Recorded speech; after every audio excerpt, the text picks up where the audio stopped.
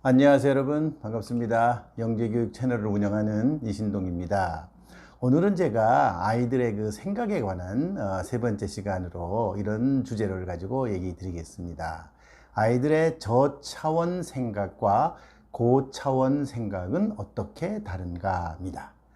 고차원이라는 말이 나오면 수준이 높다는 얘기죠. 그렇죠. 또 저차원은 수준이 낮다는 얘기입니다. 생각이라고 하는 것은 생각을 하기만 하면 다 똑같은 게 아니라 질적으로 대단히 다르다는 겁니다. 낮은 수준의 생각을 하는 아이가 있고 높은 수준의 생각을 하는 아이가 있는 것이죠. 낮은 수준에서 높은 수준의 생각, 어떤 게 도대체 낮은 수준의 생각이고 어떤 게 높은 수준의 생각인가, 고차원의 생각인가 하는 얘기를 오늘 말씀드리겠습니다. 첫 번째는요, 저차원의 생각이란 무엇이냐? 저차원의 생각. 도대체 저차원이라는 게 뭐냐는 거죠. 우리가 생각을 해요. 누구나 생각을 합니다. 생각을 안 하는 사람이 어디 있겠어요. 다 생각을 하고 살죠. 그러나 그 생각의 결과가 굉장히 좋을 수도 있고 나쁠 수도 있는 거예요. 생각을 한다고 무조건 좋은 결과를 가져오는 게 아닙니다. 이 저차원의 생각만에 집중하거나 저차원의 생각에 사로잡혀 있으면 생각이 발전을 못하는 거죠. 그래서 어려운 문제, 난이도가 높은 그런 문제는 해결하지 잘 못한다는 겁니다. 자, 그러면 저차원의 생각은 어떤 게 있느냐 하는 것이죠. 제가 1단계부터 스텝 1부터 시작해서 스텝 6까지 이렇게 쭉 단계별로 말하는데요. 스텝 1과 스텝 2가 바로 저차원의 생각이라고 말할 수 있습니다. 많은 심리학자들이 이렇게 불러요. Lower Order Thinking이라고 해요. Lower Order Thinking. 저차원의 생각인 거죠. 자, 스텝 1이 뭐냐? 지식입니다. 지식. 지식을 가지고 있는 것. 지식만 가지고 있는 상태, 이런 거를 저차원의 생각이라고 부르는 거예요. 지식만 가지고. 우리가 보통 공부를 하면은 지식을 배운다 그러죠? 맞습니다. 그러나 그 지식이 활용이 돼가지고 사고를 촉발해야 되는데 그렇지 못하고 그냥 지식으로 머물러 있으면은 그게 바로 저차원, 사고 중에서, 생각 중에서 가장 낮은 단계에 있는 것이죠. 지식입니다. 지식. 누구나 잘 알죠? 어떤 것에 관한 지식. 책을 읽어도 지식을 얻을 수가 있고요. 경험을 통해서 지식을 얻을 수가 있어요. 그러나 그 지식이 그대로 머물러 있으면 아주 낮은 수준이 되는 거죠. 그럼 스텝 2, 두 번째는 뭐냐? 이해 단계입니다. 이해의 단계예요. 이해라는 건 뭐냐면 어떤 것을 보고 내가 그것을 알아내는 것이죠. 알아내는 겁니다. 알아내는 정도로 머무르면 저차원이라고 말할 수가 있어요. 우리가 이해 수준이 높다, 굉장히 지능 검사에서도 이해라는 게 있어요. 좋습니다. 그러나 이해라는 걸 잘 한다는 것은 거기서 출발해 가지고 다음 단계로 계속 그 생각의 단계가 올라가는 것을 중요하게 생각해야지 그냥 거기에 머무르는 거 가지고 중요하게 생각하시면 안 돼요. 그래서 우리가 저차원의 생각이다. 저차원 생각이라고 하는 것은 두 가지. 스텝 1과 스텝 2인데요. 바로 뭐냐면 지식과 스텝 2의 이해 두 가지를 말합니다. 그러면 고차원의 생각이라는 게 뭐냐 하는 겁니다. 제가 두 번째는 고차원의 생각을 다뤄보겠어요. 그래서 여기는 스텝 3부터 스텝 6까지, 스텝 3, 4, 5, 6까지 이렇게 말씀드리겠습니다. 자, 고차원의 생각 중에서 그래도 가장 밑에 있는 것, 고차원이라고 그러지만 그 중에서도 밑에 있는 것이 뭐냐? 적용 능력이에요. 적용적인 생각이에요. 어떤 걸 하면 그걸 잘 활용하는 능력입니다. 어떤 사람들 보면요, 학교를 그렇게 다니지 않았어요. 학교를 다니지 않았는데 어떤 공장을 하거나 어떤 회사를 차려서 거기서 계속 적용하는 거. 그래가지고 돈을 많이 버신 분이 있어요. 이렇게 응용과 적용의 능력이에요. 이런 생각을 하는 분이 있어요. 자, 이런 것들은 여기다가 적용하면 좋겠다. 이런 것들은 여기다가 적용하면 좋겠다. 이런 생각을 하는 겁니다.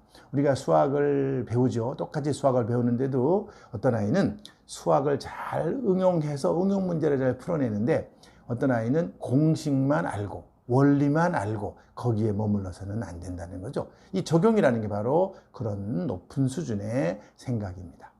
그 다음에 스텝 4, 스텝 네 번째는요, 분석 능력이에요. 분석이라고 하는 것은 중요한 사고입니다. 중요한 사고예요. 분석이라는 게 뭐냐? 큰 거를 쪼개보는 것이죠. 쪼개서 그 안에 들어있는 것이 뭐냐는 겁니다. 바로 뭐냐면 이런 겁니다. 언어에서도 그런 게 있어요. 큰 덩어리 언어가 있잖아요. 그 언어 속에 포함된 게 뭐냐는 겁니다. 우리가 아주 쉽게 말하면 아이들한테, 자, 생물이라는 것은 그 생물이라는 것 밑에 크게는 그냥 동물도 있고 식물도 있다. 이렇게 말할 수가 있어요. 그리고 또 어떤 큰 덩어리 속에 어떤 것으로 들어있느냐. 화학식 있잖아요. 화학식. 그래서 분자식이라는 게 있잖아요. 분자식. 분자식 보면은 바로 H2O라는 게 있잖아요. 물이라고 하는 것은 H분자와 O분자. 그러니까 수소와 산소로 구성되어 있다는 거예요. 이런 식으로 그것을 쪼개볼 줄 알아야 돼요. 그래서 분석 능력이라고 하는 것은요, 우리가 연구를 하거나 공부를 하는 사람에게 정말 중요한 생각의 힘인 것이죠. 생각의 힘이고요. 생각하는 능력이 되는 겁니다. 그 다음에 스텝 5, 스텝 5번이에요. 5번은 종합하는 겁니다. 분석의 반대말이 있겠죠? 분석의 반대말. 분석이라는 것은 큰 것을 쪼개서 본다는 것이지만 종합은 전체를 묶어보는 겁니다. 묶어서 보는 거예요. 이 종합은 창의적인 능력하고 관련이 굉장히 많아요. 여러분들 나무를 보느냐 숲을 보느냐 그런 얘기 많이 하죠. 나무를 보게 하느냐 숲을 보게 하느냐. 바로 이게 숲을 보게 하는 겁니다. 요즘에 이런 말 되게 많이 쓰죠. 융합적 사고 이런 말 굉장히 많이 써요. 뭐 창의융합적 사고. 우리나라 말이 너무 많아요. 창의융합인지 융합인지 구분이 없이 막 그냥 좋은 말만 갖다 쓰는 그런 사례가 굉장히 많은데 창의, 융합 사실은 비슷비슷한 얘기입니다. 그래서 우리가 개념 정의를 확실하게 해야 돼요. 이 종합이란 말은 융합과 관련이 굉장히 많아요. 뭐를 묶는다는 것이죠. 여러 개를 갖다가 붙여서 하나의 새로운 것으로 만드는 거죠.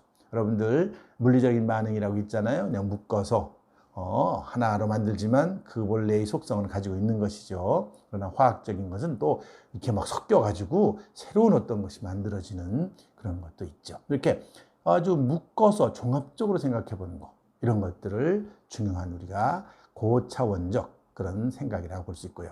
그 다음에 마지막 단계는요, 스텝 6인데요. 스텝 6번은 바로 평가적 생각이에요. 평가 생각. 평가라는 게 뭐냐?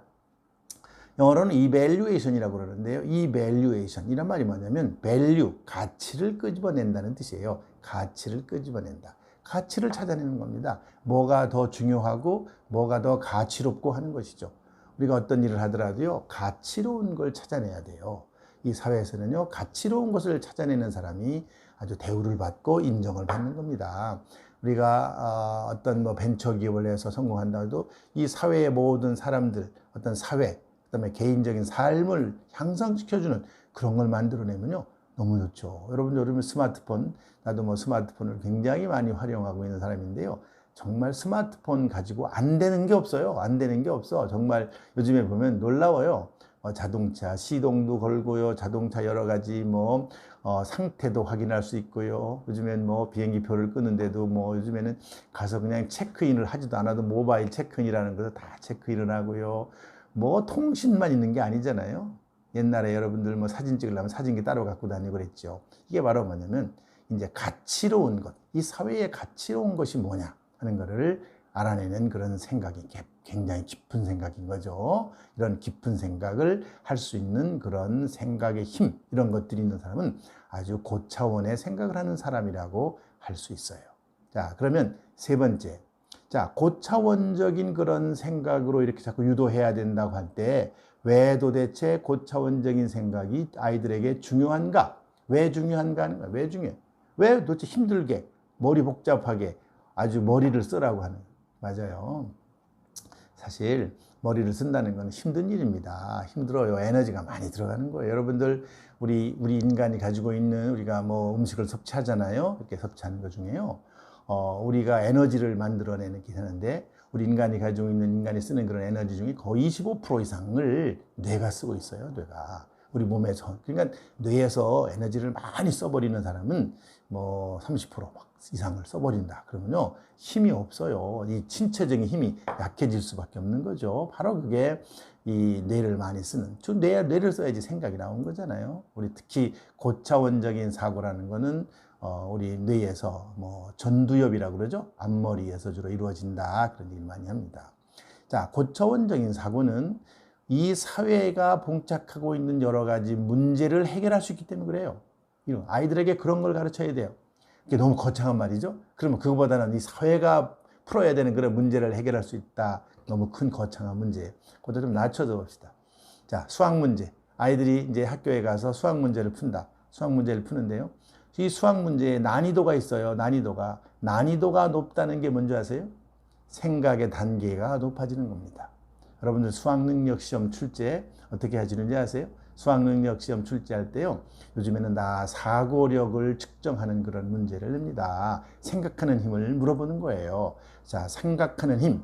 자, 사고력 중에서 지식과 이해를 물어보는 줄 아세요? 아닙니다. 지식과 이해는 저차원적인 생각이죠. 점점 적용이나 분석이나 종합이나 평가나 위로 올라가는 문제를 점점 많이 내요.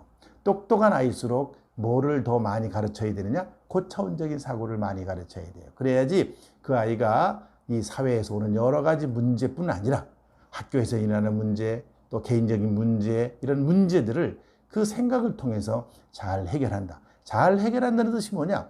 자, 해결을 하는데 결과가 나한테 굉장히 좋은 결과가 온다는 거예요. 그냥 무조건 그냥 해결했다. 그걸로 끝나는 게 아니라는 것이죠.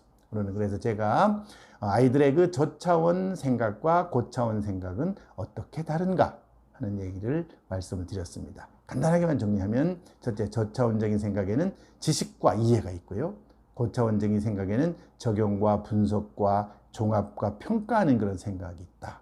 그래서 이런 그 고차원적인 생각이 왜 중요한지에 관한 그런 설명을 오늘 드렸습니다. 여러분들 아이들에게 이런 능력을 가질 수 있도록, 그리고 이런 생각을 할 수 있도록 부모님들이 적극적으로 도와주시면 아이가 정말 나중에 이 사회를 위해서 큰 기여를 하는 그런 아이로 성장할 거라고 생각합니다. 오늘은 여기까지 하겠습니다. 감사합니다.